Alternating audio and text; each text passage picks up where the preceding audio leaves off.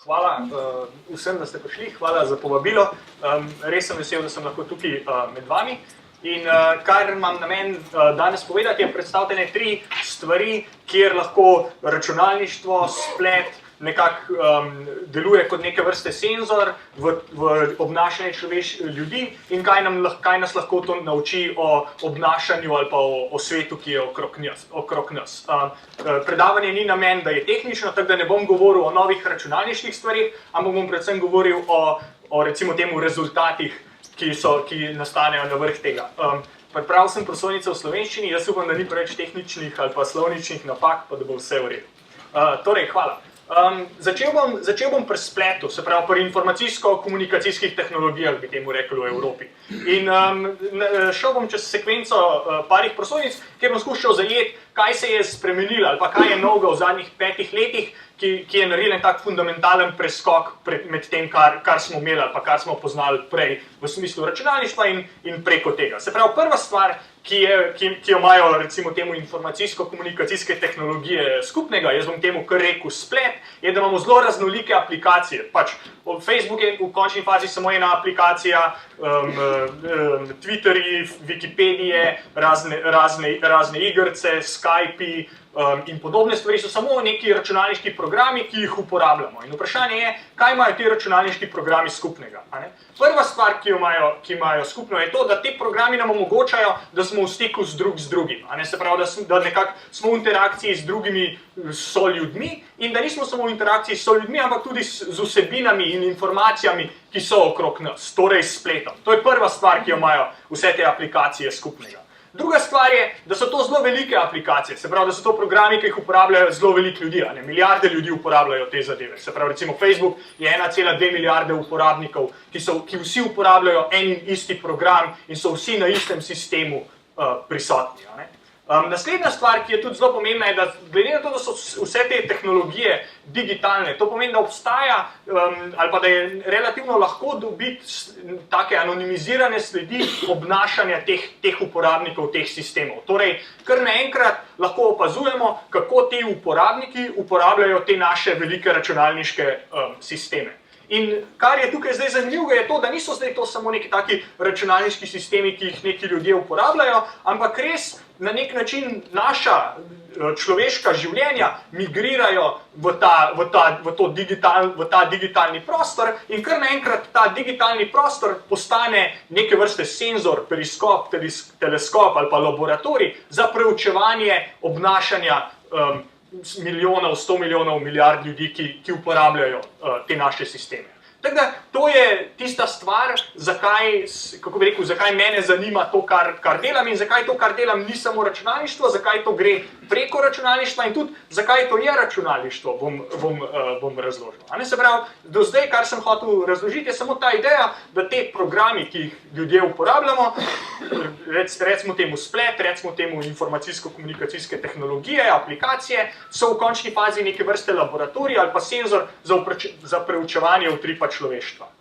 In če zdaj naredimo korak nazaj in se vprašamo, kdaj znanost naredi velike preskoke, kdaj naredimo en tak resen kvantni korak naprej, je takrat v fiziki je to, ko pač zgradimo večji pospeševalnik ali pa gremo za ene 2 energijska nivoja bolj globok.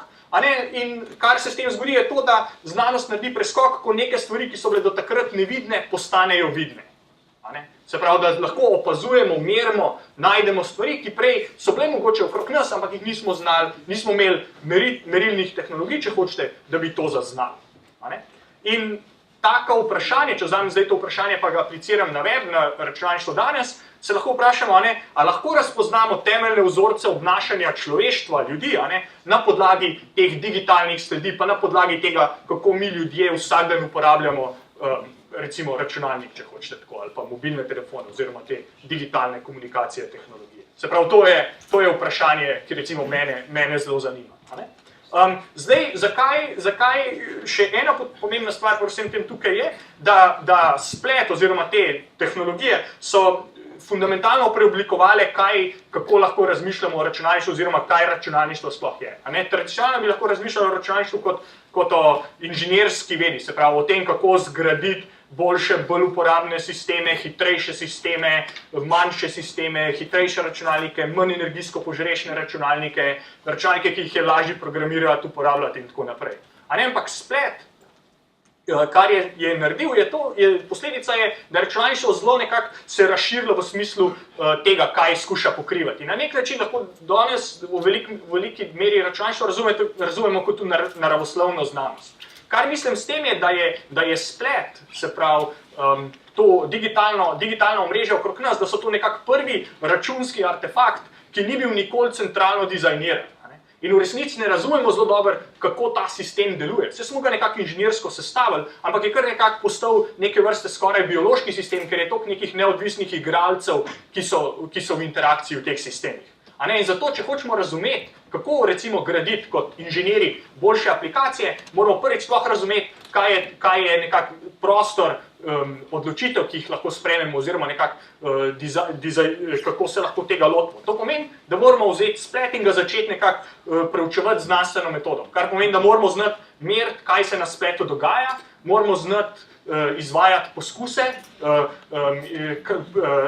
priti s teorijami, izvajati poskuse in nekako potrditi oziroma ovršiti te teorije o obnašanju ljudi, zato da bomo cel sistem bolje razumeli in bomo lahko v končni fazi naredili, recimo temu, boljše računalniške aplikacije, bolj uporabne, karkoli že to pomeni. Se pravi, to je prva stvar, da računalništvo v neki meri postaja naravoslovna znanost, ker imamo ta artefakt, ogromen, ki smo ga zgradili, reče se mu splet ali pa web, ki ga uporablja milijarde ljudi in ki je nekako poln nekih takih zaključenih zank, ki spreminjajo, kako to dela. Se pravi, to je prva stvar.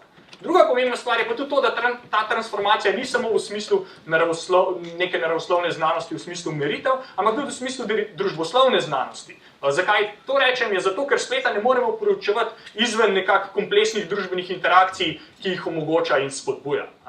Se pravi, da v neki smeri, na nek način je računalništvo postalo tudi nekako družboslovno, v smislu, da se ukvarjamo z ljudmi, ki te velike sisteme uporabljajo in da lahko rečemo, da splet je nekako idealna platforma za družbene analize in poskuse. Se pravi, to je zdaj, kako stvari skupaj pridejo, pa kako se lepo med sabo povezujejo. In kaj je izziv, oziroma kaj je tukaj težkega? Kar je težkega je to, da mnogokrat opazujemo neko človeško obnašanje, ampak te, kako bi rekel, principi, ki ga vodijo ali pa usmerjajo, so pa skriti pa neopaženi. Če primerjamo, kompleksnost enega atoma, pa hočemo modelirati plin, ali pa primerjamo zdaj kompleksnost ene osebe in hočemo modelirati družbo. Je zelo težko. Nekaj opazujemo pasivno, pa nas zanima, kaj so zdaj vodila, kaj se lahko iz tega naučimo. In kar se izkaže je, da so algoritmični modeli, omrežja, računske analize na nek način jezik za razčlenitev in opis teh osnovnih sestavin človeškega obnašanja. Se pravi, namen mojega predavanja danes je pokazati nekaj teh algoritmičnih modelov pa računskih pristopov k analizi, recimo temu, družbe, okolja okrog nas in stvari, s katerimi se vsak dan ukvarjamo oziroma s katerimi vsak dan preživimo kar nekaj časa, pa kaj se zdaj iz tega nekako ven nauči. Se pravi, kar vam danes povedal, so nekako trije primeri, ki so vsi motivirani z nekako s to idejo, kako se lahko nekaj novega naučimo v trenutku, ko nekaj, kar je bilo do zdaj za nas nevidno, postane vidno.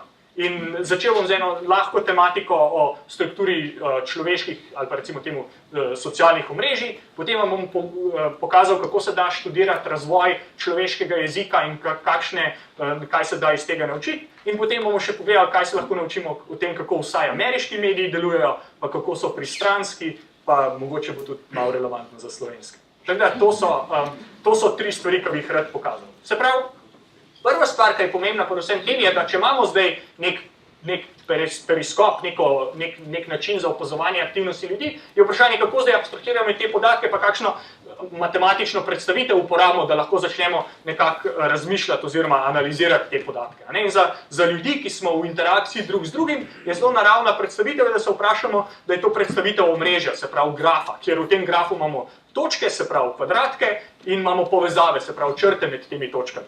In Naše točke, naša vozlišča so načeloma lahko ljudje, lahko so pa tudi dokumenti oziroma razni kosi informacij, ki se nahajajo v sistemu.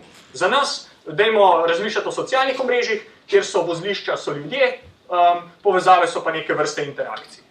In to bo zdaj naš, kako bi rekel, matematičen model, ali pa v katerem bomo razmišljali o teh stvarih.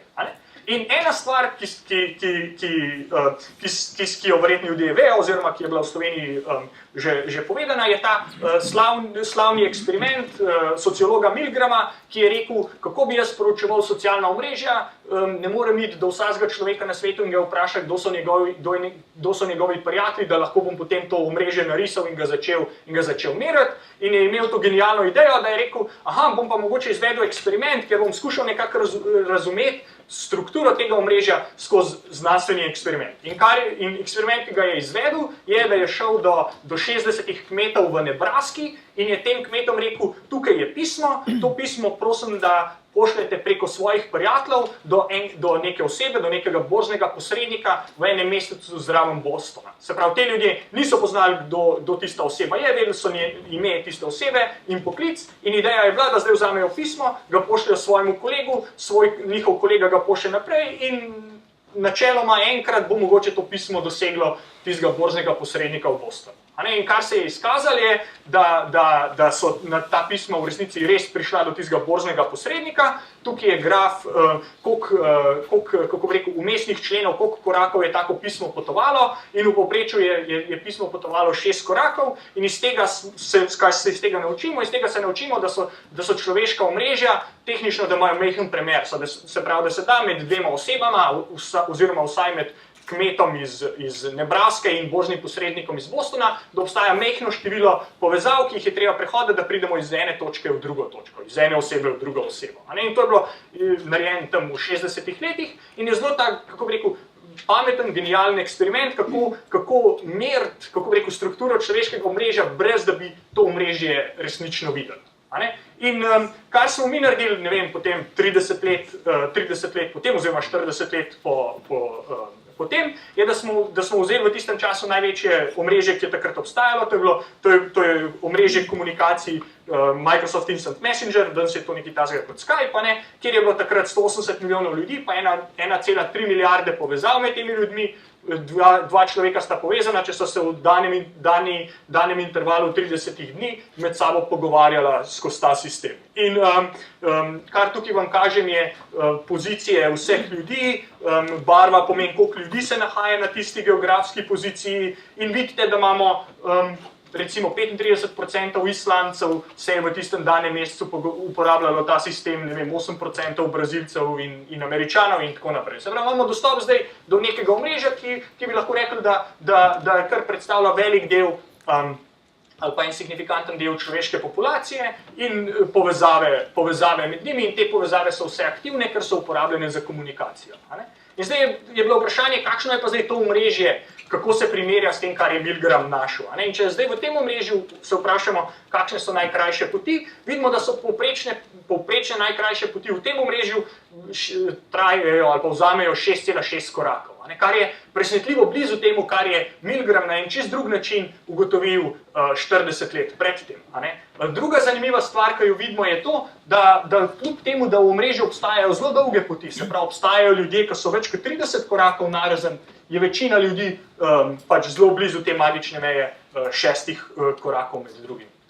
Lahko, zdaj, ko imamo dostop do celega omrežja, lahko začnemo spraševati recimo dodatna vprašanja. Eno vprašanje, ki lahko vprašamo se, je, če vzamem to človeško omrežje, kako robustno je? Se pravi, če hočem zdaj recimo nekako to omrežje razbiti, tako da se ljudje ne morejo doseči po kratkih poteh, koliko ljudi recimo je treba odstraniti iz tega omrežja, da to človeško omrežje razpade. In kar vam skušam tukaj pokazati je, tukaj je največja stopnja točke v omrežju, se pravi stopnja pomeni, koliko povezav ima določena oseba v omrežju, na y-osi je pa povprečna razdalja. In kar se izkaže, je, da lahko iz omrežja odstranimo vse točke, ki imajo manj kot 100 povezav, pa povprečna razdalja nič kaj dosti ne naraste. kar nas nauči to, da je to človeško omrežje zelo robustno, da ga je zelo težko razbiti, pa tudi če umaknemo te točke, ki imajo zelo veliko povezav, nekako je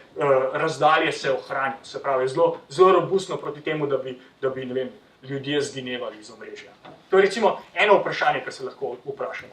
Druga stvar, ki bi jo rad povedal, je pa stvar, ki smo zdaj delali zelo pred parimi meseci, je pa to, da v tem omrežju, če se zdaj zamislimo v ta Milgramov eksperiment, je da problem, ki so ga te ljudje reševali, bil naslednji. Imamo človeško omrežje, tukaj je kmet v Nebraski, tukaj je borzni posrednik v Bostonu in stvar, ki so jo ljudje reševali, je to, da so mogli se odločiti, kateremu sosedu v tem omrežju poslati pismo, ta sosed je dobil pismo in se je spet mogel odločiti kako bi rekel, v potu svojega obraza, kam poslati to pismo in načeloma po nekaj korakih je to pismo prišlo do našega borznega posrednika. Kar je tukaj zanimivo, da noben od ljudi nima dostopa do celega omrežja. Vsak človek v omrežju pozna samo njegovo lokalno strukturo, v smislu, da jaz vem, kdo so moji prijatelji, pa mogoče se mi še malo zazdeva, kdo so prijatelji mojih prijateljev. Zdaj, s kom je pa ta posrednik v Bostonu prijatelj, pa jaz nič ne vem. Se pravi, kar je zanimivo tukaj je, da so ljudje nekako uspeli najti te poti skozi to omrežje, brez da bi sploh poznali strukturo omrežja. Se pravi, vsaka oseba pozna samo lokalno strukturo omrežja. In torej vprašanje je, kaj je v tem omrežju, da nam omogoča, da nekako najdemo te kratke poti samo z uporabo lokalne informacije. In to vam zdaj hočem malo pokazati. Se pravi, kaj so, tukaj vam zdaj kažem en primer realne poti, ki se je zgodila v Milgramovem eksperimentu, kjer se je začel kmetje v Omahi v Nebraski, tukaj je dom tega borznega posrednika in to zdaj nakazuje, kako je to pismo potovalo in tukaj v tem primeru v 4 korakih prišlo od kmeta do borznega posrednika. Se pravi, ta kmet ga je poslal mislim, da je to Iowa, iz Iowa je šlo v Pittsburgh, v Pensilvanijo, v Boston in potem v ta Sharon, kjer je bil naš borzni posrednik.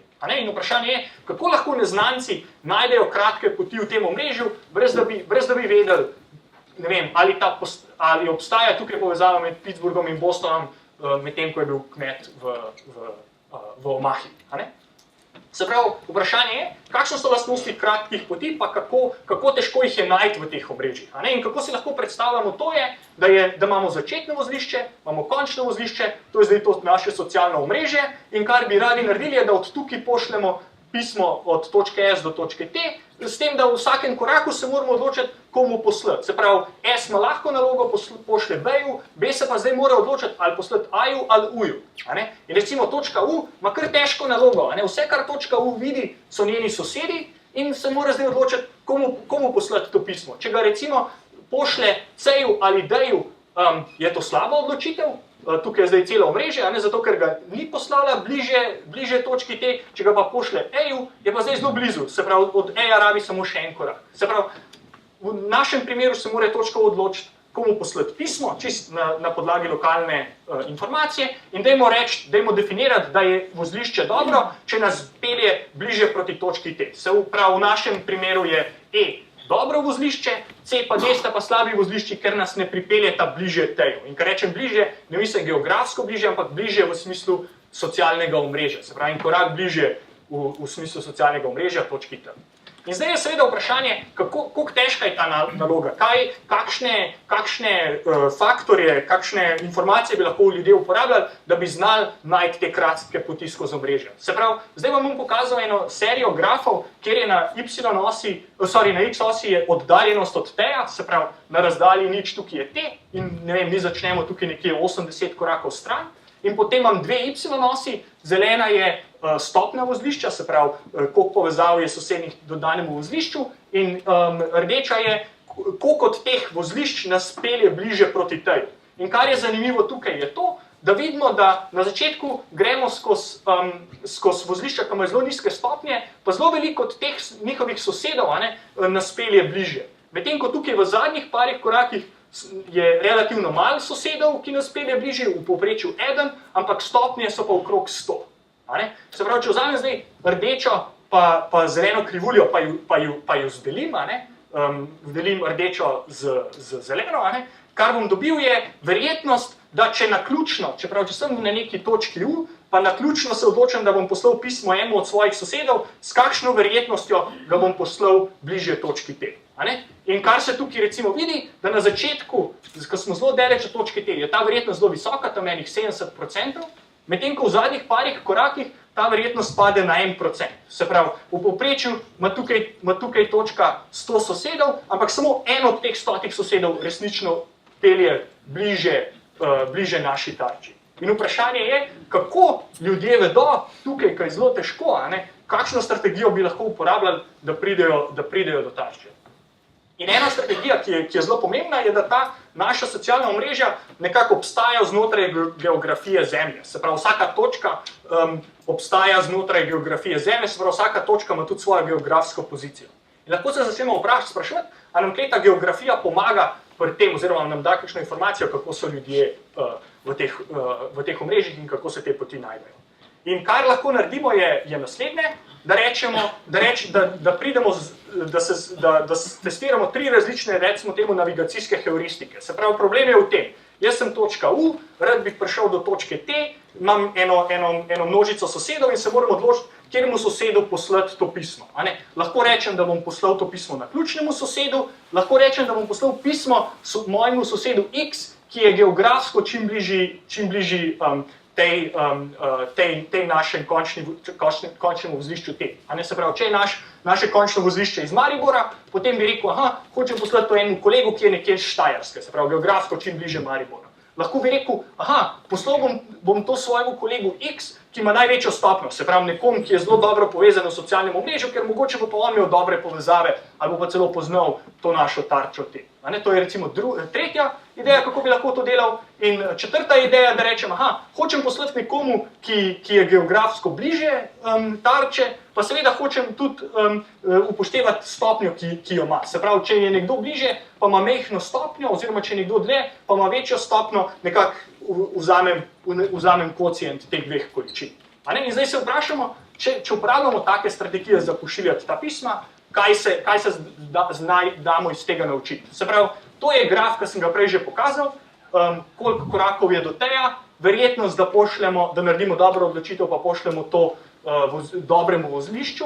Rdeča je, če delamo to naključno. Recimo, to so pa zdaj te 3 strategije, ki sem jih omenil. In kar se vidi, je, da recimo, če uporabljamo geografijo kot način, kako se odločiti, komu poslati to pismo, da nam gre zelo boljš, kot če bi se odločali naključno. Zelo boljš, to je logaritemska skala, se pravi tam za faktor 2, tukaj je noter, tukaj je pa za faktor 4 razlike. Se pravi, zelo veliko boljš. Se pravi, ta naša omrežja niso samo omrežja, ampak so vpeta v geografijo in geografija je zelo pomembna pri tem, kako mi najdemo te kratke poti. Mogoče zadnja stvar, ki je zanimiva, je to, da geografija je zelo v redu, ampak ni pa vse. In kako pridemo do tega rezultata, je, da rečemo, kako lahko je priti do točke T, točno do točke T, recimo v 10 korakih, je verjetnost, da se to zgodi približno 10%, če uporabimo to najboljšo geografsko heuristiko za navigacijo, kot smo v njej govorili. Če pa rečem, kakšna je verjetnost, da pridemo znotraj 10 km od te točke T, v 10 korakih pa tako rekoč se to zgodi z verjetnostjo 1. Torej, kaj to pomeni? To pomeni, da je geografija zelo dober način, kako se približati točki T, pa zelo težek način, kako točno zadeti točko T. In obstajajo hipoteze, ki bi bilo zanimivo preveriti, da z geografijo pridemo blizu točke, potem moramo pa verjetno uporabiti kakšen drug prostor, mogoče prostor poklicev, prostor hobijev, znotraj katerega se navigiramo, da res pridemo do te točke T. Se pravi, geografija nam omogoča, da pridemo hitro v okolico dane točke, jo pa zelo težko zadanemo. In kar sem tukaj hotel pokazati s tem primerom, je to, kako lahko zdaj na podlagi tega digitalnega omrežja nekako preučujemo strukturo človeškega omrežja in razmišljamo o tem, kakšno vlogo ima geografija in kako ljudje najdemo te kratke poti do ljudi, do katerih hočemo priti. Dokaj efektivno, tudi če nimamo dostopa do celotnega omrežja. Tako da to je ta prva stvar. Druga stvar, ki bi jo rad povedal, je čist drugačna tema, ampak spet tema računalniške analize, tokrat računalniške analize razvoja jezika. Kar nas bo zanimalo je vprašanje, kako posameznik postane del skupnosti. Se pravi, kakšen je proces, čez katerega gre posameznik, da postane del skupnosti in tudi mogoče znamo razumeti, kdaj posameznik zapusti to skupnost. In vprašanje, ki bi tukaj rad zastavil je, kakšen je proces, čez katerega posameznik postane del neke skupnosti, kako se posameznik in skupnost skupaj razvijata skozi čas in mogoče lahko napovemo, kdaj bo posameznik zapustil skupnost, glede na to, v kakšnem odnosu je s skupnostjo. In zdaj to vem, da je malo abstraktno, ampak bom pokazal primer. Se pravi, če bi radi ta vprašanja merili in odgovorili, moramo se odločiti, kako bomo nekako zajeli te procese. In zajeli jih bomo s tem, da bomo gledali, kako se ljudje med sabo pogovarjajo. Se pravi, bomo študirali naravni jezik, ki ga ljudje uporabljajo, da se pogovarjajo. Zakaj je jezik dober način, da nekako študiramo, zakaj nam nekako dovoljuje dobro okno v te procese, je zato, ker jezik omogoča osebno izražanje, omogoča, da jaz izražam svojo osebnost, po drugi strani je pa tudi sestavni del identitete in skupnosti. Mi smo znanstveniki, poznamo določene besede in lahko zelo učinkovito komuniciramo med sabo, ker smo vsi, naravoslovci, karkoli. In kar nas zdaj zanima je, kako sprejeme v jeziku zajamejo relacije med posameznikom in skupnostjo. Se pravi, gledali bomo jezik in kako se jezik posameznika spreminja skozi čas, kako se jezik družbe oziroma skupnosti spreminja skozi čas. Zakaj je zanimivo? Zato, ker lingvistika kot veda je polna takih skrivnosti, kako se jezik razvija, pa se ne ve točno zakaj. Recimo, mlade ženske, stare med 16 in 19 let, so nekako tiste, ki sprožajo inovacije v jeziku. Pa ni jasno zakaj, ali je mogoče zato, ker je to neka najstniško uporništvo, neko biološko pomembno obdobje v razvoju ali kaj drugega. Izkaže se tudi, da nekako stabilnost jezika, recimo temu okostenelost, se opazi pri starejših govorcih. In spet ni jasno, ali je to neka biološka razlaga, ali je to neka sociološka razlaga, ker so bolj čustveno stabilni, starejši in tako naprej. Se pravi, rezultati, o katerih bomo govorili, bodo nekako imeli tangente tudi do teh lingvističnih vprašanj. Torej, hočemo raziskovati jezik, kako lahko to naredimo, vzamemo mikrofon in zasledujemo človeka, recimo temu 10 let in vse prekipkamo in imamo zvočni zapis vseh besed, ki jih je človek izrekel. Druga stvar, ki pa lahko naredimo, je pa, da gremo na splet in najdemo spletne skupnosti, kjer se ljudje med sabo pogovarjajo. In kar smo naredili, je, da smo šli v dve spletni skupnosti, ki sta zelo različni in v katerih imamo kompleten jezikovni zapis čez 10 let, kaj so se te ljudje med sabo pogovarjali. Prva stvar, ki smo jo gledali, je, kako se ljudje pogovarjajo o pivu. Se pravi, vzeli smo dve skupnosti, ena je Beer Advocate, druga je Rate Beer in tukaj ljudje ocenjujejo pivo in tukaj je primer enega zapisa, kako ekspert govori o pivu. Se pravi, clear copper colored brew, medium cream colored head in tako naprej. Se pravi, zelo terminološko bogato, jaz tega recimo ne razumem, če zelo kaj hoče povedati. Se pravi, to je prva stvar, se pravi, zelo zanimiv, specifičen jezik, poln nekih inovacij, thin to medium mouth, karkoli že to pomeni, ampak sigurno je dober. Drug primer je pa zelo drugačna spletna skupnost, je pa spletna skupnost žensk z rakom na dojki.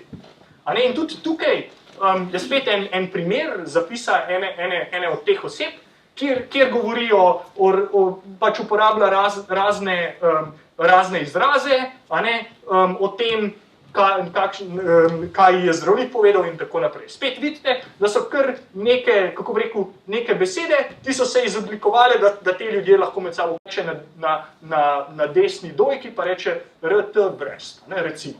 Pač zanimiva lingvistična inovacija v tej skupnosti. Torej, vzeli smo pivo in to medicinsko domeno čez 10 let, kako se ljudje v tej skupnosti pogovarjajo. Razlagal bom o pivu, ker je nekako malo bolj zabavno. Vse, kar pa povem za pivo, pa tudi velja za ta breast cancer talk. Se pravi, naj vam povem recimo par primerov, kako se evolucija jezika na primeru piva razvija. Se pravi, prvo vprašanje je, radi bi povedali, kako pivo diši. In v tej skupnosti so našli nekako dva načina, kako to izraziti. En način je bil, da so ljudje rekli aroma, dvopičje in potem so povedali, kaj si mislijo o tem pivu. Potem enkrat kasneje se pa nekdo spomnil, da bodo naredili samo veliki S, pa dvopičje S kot smell in povedali, kaj si o tem mislijo. In vprašanje je, recimo, kako se uporablja teh dveh lingvističnih konvencij, spreminja skozi čas. Kdo uporablja aromov dvopičje in kdo uporablja s dvopičje. In tukaj vam zdaj kažem, x os je čas, y os je pa število zapisov, ki uporabljajo eno izmed teh dveh konvencij. In kar vidimo, je, da na začetku je bila konvencija aroma zelo popularna, ki je nekako potem izumrla in nekako ta smell konvencija, ta veliki S prevzela primat. In vprašanje je, ali lahko razumemo, zakaj je aroma bila tako popularna, pa zakaj je nehala biti popularna, zakaj je ta S-konvencija prevzela primat in tako naprej. In izkaže se, če začnemo gledati, kdaj so se uporabniki pridružili tej skupnosti, vidimo, da nekako mladi so tisti, ki sprejemajo inovacije. Recimo, tukaj je zdaj graf za vse ljudi, ki so se pridružili tej skupnosti leta 2003 in vidimo, kako sprejemajo to konvencijo aroma, medtem ko konvencijo smell nekako nihče ne uporablja. Medtem ko ljudje, ki so se pridružili skupnosti 2 leti kasneje, ne opazijo konvencije aroma sploh, ampak so nekako prevzeli konvencijo smell. In zdaj, ti ljudje so bolj stari, zapuščajo skupnost, torej se uporaba konvencije aroma nekako manjša skozi čas. Torej, kaj se dogaja? Dogajata se 2 stvari. Prva stvar je, da se ljudje spreminjajo od takih otroških pivcev piva do takih izkušenih pivcev piva. Druga stvar, ki se spreminja, je pa to, da se tudi skupnost spreminja skozi čas, se pravi sestava skupnosti, kdo so člani te skupnosti.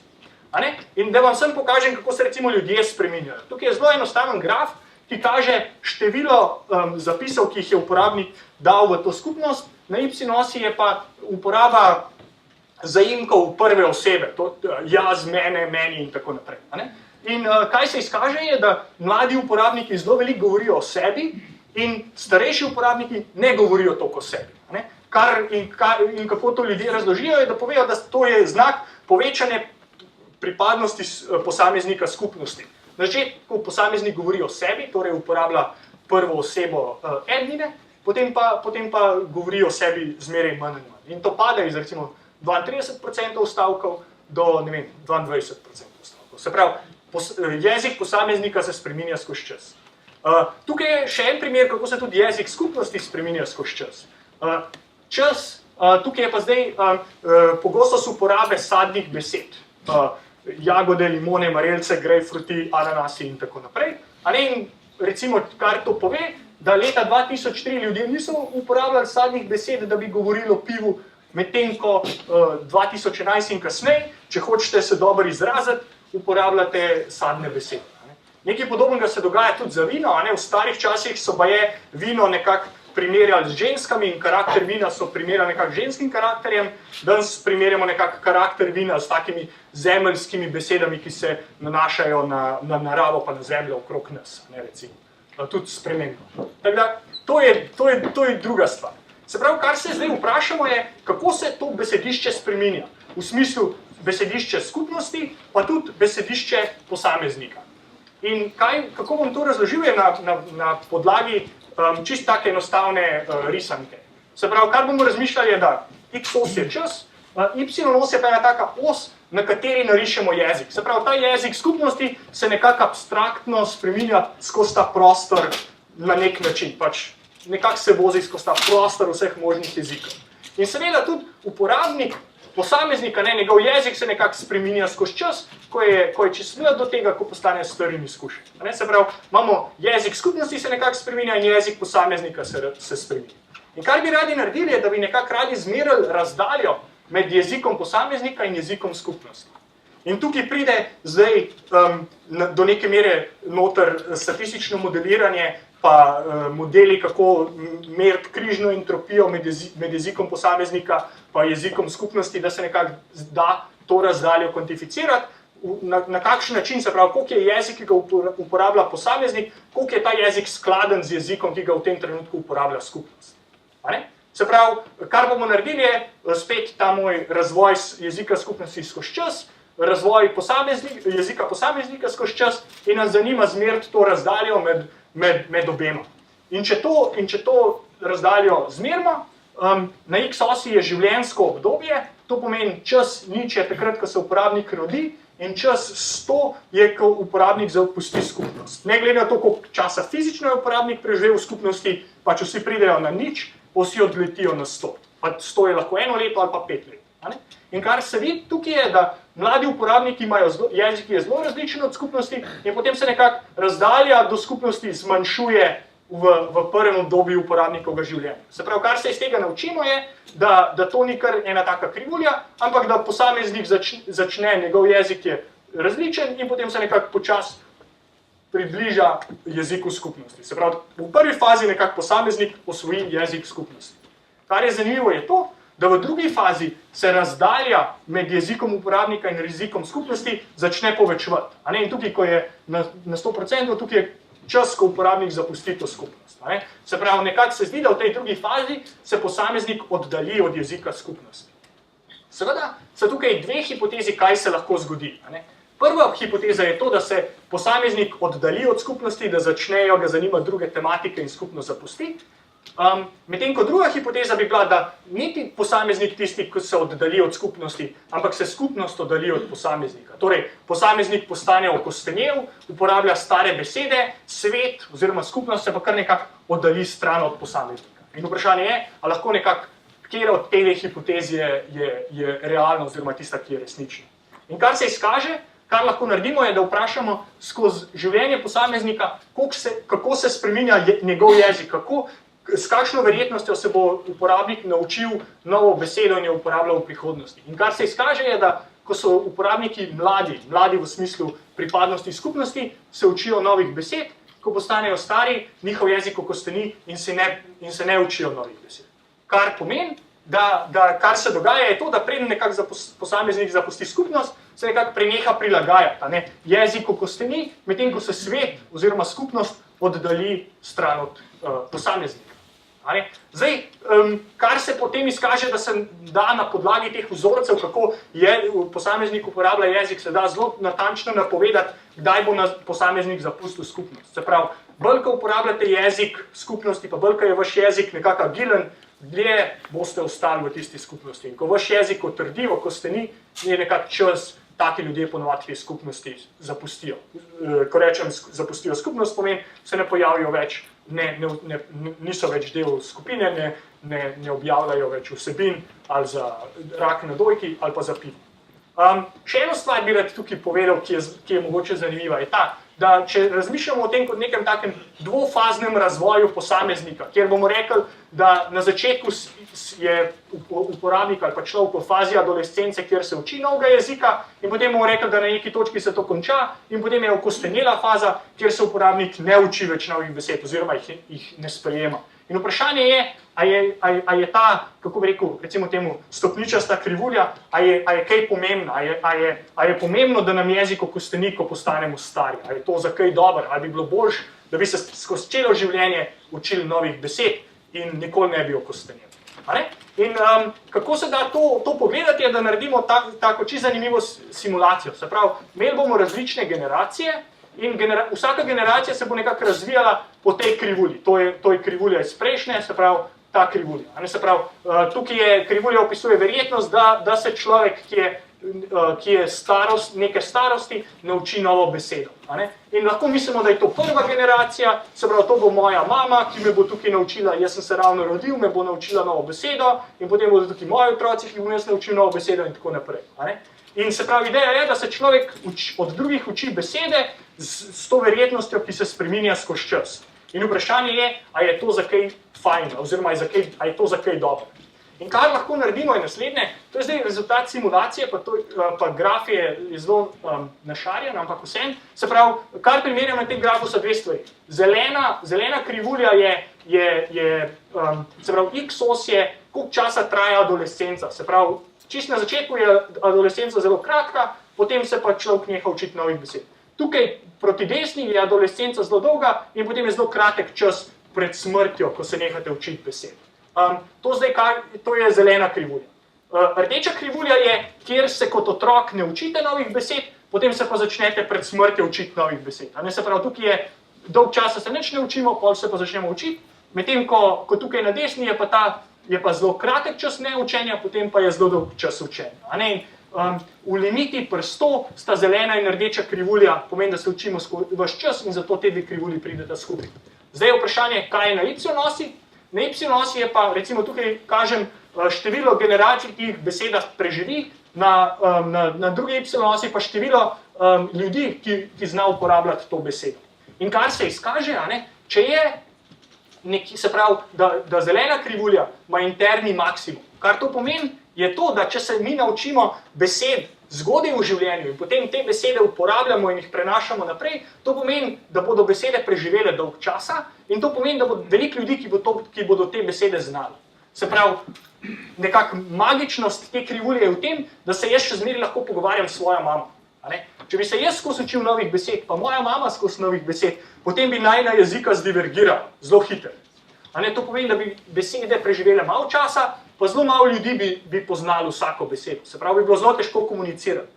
Glede na to, da se pa v mladosti naučimo novih besed od starejših, pa te besede ohranimo in na ta način se je možno pogovarjati z ljudmi, ki so iz drugih generacij. Se pravi, iz tega piva se da tudi to naučiti, pa nekako pokazati, kaj se dogaja. Ok, zdaj zadnja stvar, ki bi jo rad povedal, ki ima tudi tako omrežno komponento, je pa to, kako bi lahko študirali nekako na podlagi podatkov pristranskost medijev. In tukaj, ko rečem pristranskost, res mislim samo eno stvar. Mediji enostavno ne morejo objaviti vseh novic, ki se zgodijo. Torej, mediji se morajo nekako odločiti, kje novice zdaj objaviti.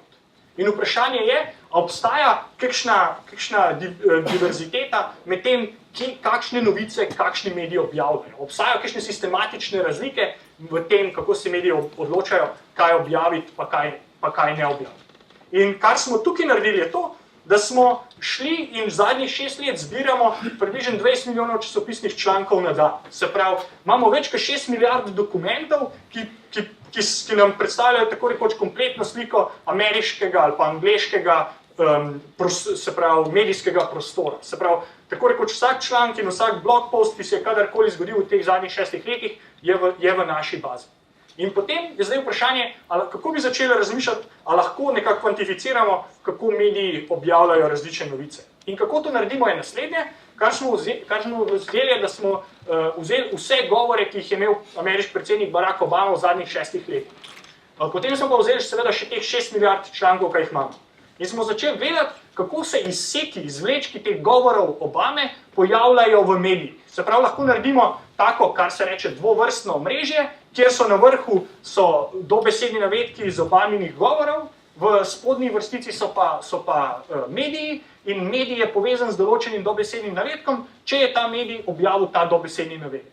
In vprašanje je, kakšna je struktura tega omrežja. A je to omrežje nekako naključno, se pravi, da mediji se odločajo recimo temu naključno, kjer izseke bodo naredili, ali je kakšna sistematičnost v strukturi tega omrežja. In izkaže se, recimo, prva stvar, ki jo lahko sam pokažem, je primer, kjer smo šli in pogledali, kaj politologi pravijo, kateri ameriški mediji so liberalni in kateri so konzervativni. To je zdaj cel Obamin govor in na y-osi je pa verjetnost, da bo, ali pa število citatov danega predela govora iz konzervativnih medijev ali pa iz liberalnih medijev. In kar vidite, recimo, je, da na ta del govora so se konzervativci fokusirali, na tega so se liberalci, tukaj so se oboji, tukaj vidimo malo razlike in tako naprej. Se pravi, obstajajo neke sistematične razlike. In kar hočem zdaj pokazati, je samo na hiter, kakšne so te razlike. Se pravi, ena stvar, ki lahko naredimo, je, da vzamemo to dvovrstno omrežje, pa ga nekako sprojeciramo v dve dimenziji. In tukaj sta te dve dimenziji. Se pravi, vsaka točka je svoj medij. Uporabljam te standardne ameriške barve, kjer modro so se pravi, liberalni mediji, se pravi levi mediji, rdeče so pa konzervativni mediji. Potem imamo pa še dve distinkciji med mediji, ki se deklarirajo kot liberalni ali pa konzervativni, pa med mediji, ki se ne deklarirajo, ampak je veliko verjetno, da so liberalni ali pa konzervativni. Recimo, kar vidite tukaj je, da imamo dve osi. X-os je nekako razdeljuje med ekstremno pa zmerno. Na desni strani so nekako zmerni mediji, se pravi veliki masovni zmerni mediji, na levi strani so pa predvsem blogi, pa taki bolj, se pravi, recimo temu ekstremni mediji, se pravi razne, ne vem, prvo je to kakšne mladine, demokracije, pa tako, druga stvar, ki pa imate, je pa to, je zanimivo, imate na Y-osi, imate pa to razliko med liberalno pa konzervativno. In kar je mogoče zanimivo je to, da so si ekstremni mediji bolj podobni med sabo, kot so si podobni se pravi, po X-osi so bolj razpršeni kot po Y-osi. Kar pomeni, da dva ekstremna medija sta si veliko bolj podobna kot ekstremen lev medij pa nekako zmeren lev medij. In vidite tukaj recimo Fox News kot tak prototip ameriške konzervativne TV postaje, je zelo blizu recimo New York Timesu. Veliko bliže New York Timesu kot pa nek drug recimo konzervativen blog, kjer je konzervativen blog veliko bližje recimo temu liberalnemu blogu. In kar se da potem pogledati, je tudi, da se da pogledati, na kakšne teme se mediji osredotočajo glede na pozicijo v tem prostoru. Recimo vidite, da zmerni sem prav, demokratični liberalni mediji so o zdravstvu se ukvarjajo, nekako zunanja politika vlada je nekako tukaj na sredi, konzervativci imajo pač vojsko imajo radi, pa nizke davke, pa tako naprej. In se da, kako bi rekel, zelo lepo in enostavno samo na podlagi podatkov zmer, kakšna je varianca v tem svetu. Ok, bom to spustil, se pravi, da zaključim to predavanje. Torej, kaj sem vam hotel povedati? Se pravi, hotel sem vam povedati, kako nekak splet pa omrežja res nam omogočata preučevanje problemov, ki obsegajo družbo, tehnologijo in informacije. Pokazal sem vam 3 primere, kjer smo nekako uporabili splet, se pravi informacijsko-komunikacijske tehnologije, kot nek način, kako opazovati ali pa meriti človeško družbo in se nekaj naučiti o tem, kar je okrog nas že odvedno, ampak je zelo težko bilo zajeti ali pa izmeriti te stvari. Se pravi, govorili smo o lastnosti človeških omrežij in o tem, kako smo ljudje sposobni najti kratke poti v njih. Govorili smo o tem, kako se človeški jezik razvija, ali kako se pivski jezik razvija in kaj nas to nauči o evoluciji jezika. In pogovarjali smo se recimo, kako lahko spet z analizo teh omrežij in analize velikih količin člankov skušamo priti do tega, pa razumeti nekako medijsko sliko samo nekako iz podatkov. Se pravi, kaj je nekako generalno vprašanje, pa kaj je težko vprašanje, je to, da pač mnogokrat opazimo neko obnašanje, kot sem že na začetku rekel, ampak teh principov, ki ga nekako vodijo, usmerjajo, so pa zelo skriti, pa zelo neopaženi. In te algoritemske analize velikih količin podatkov nam nekako omogočajo, nam dajo jezik, nam dajo nekako priložnost, da pridemo zraven teh pojavov in jih nekako začnemo meriti, kvantificirati, modelirati, napovedovati in tako naprej. Tako da, zadnji slajd, socialna omrežja so implicitna že tisočletja okrog nas, odkar smo ljudje, živimo v socialnih omrežjih, ampak nekako postajajo vidna šele v zadnjih 10-15 letih skozi informacijske sisteme, ki jih ljudje kot družba uporabljajo. In druga stvar, ki je zanimiva, da dan smo nekako računalniki ali pa te informacijski sistemi nekako popolno ali pa vedno boljšo sliko naših aktivnosti in nas nekako poznajo boljš od nas samih. In te računalniške analize, algoritmični modeli so nekako ključni za razumevanje teh pojavov, pa tudi za razumevanje naših obnašanj. Se pravi, s tem sem končal. Hvala in bom z veseljem sprejel vprašanje.